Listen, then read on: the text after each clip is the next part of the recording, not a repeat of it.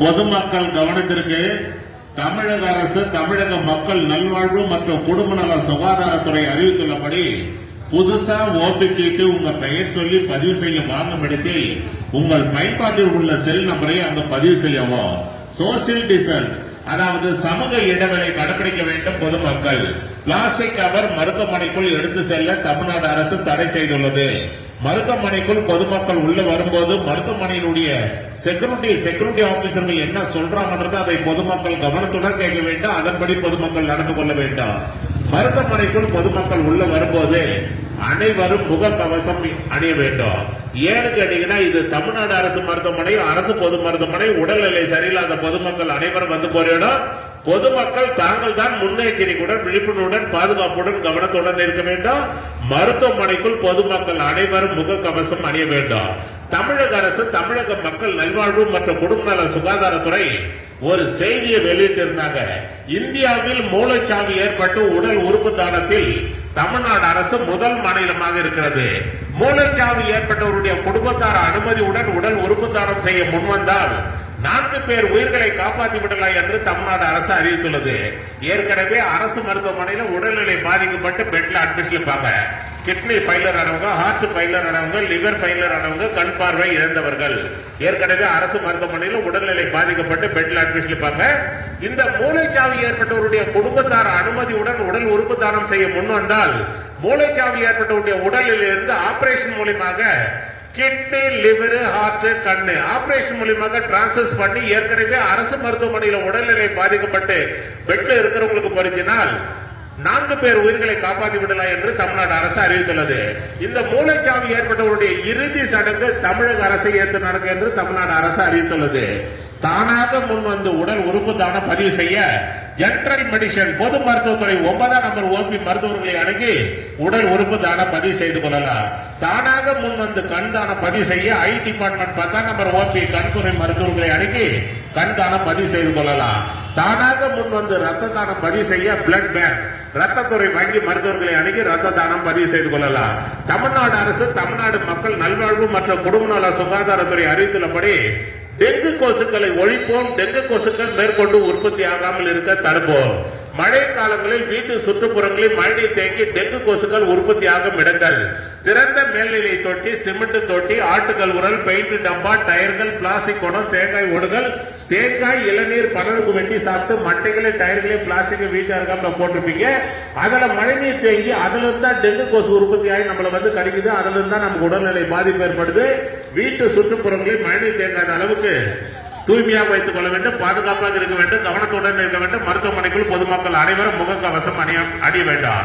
கர்ப்பிணி தாய்மார்கள் கவனத்திற்கு கிராமப்புறங்களில் கர்ப்பமான தாய்மார்கள் பிஹெச் ஹாஸ்பிட்டல் அட்டை பதிவு பண்ணி மாசம் செக்கப்புக்கு போயிருப்பீங்க. கர்ப்பிணி தாய்மார்கள் இந்த மாசம் பிஹெச் ஹாஸ்பிட்டல் கர்ப்பிணி தாய்மார்கள் செக்கப்புக்கு போகும்போது உங்கள் உடல்நிலை பற்றி கர்ப்பிணி தாய்மார்கள் பிஹெச் மருத்துவரோட ஏதாவது ஒரு குறைபாடுகளை சொல்லியிருப்பீங்க.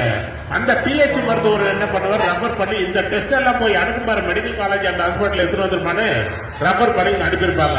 அந்த மாதிரி வந்திருக்கிற கர்ப்பிணி தாய்மார்களும் சரி, பெண்கள் சம்பந்தப்பட்ட அனைத்து விஷயத்துக்கும் பிஹெச் ஹாஸ்பிட்டல் இருந்து ரப்பர் பண்ணி அனுப்பியிருந்தாங்கன்னா இங்க வந்த பிறகு உங்க பெயர் சொல்லி ஓபி சீட்டு வாங்கின பிறகு பழைய டெலிவரி வார்டு பச்சை கலர் பில்டிங் 4ஆம் நம்பர் ஓபி அங்க போங்க.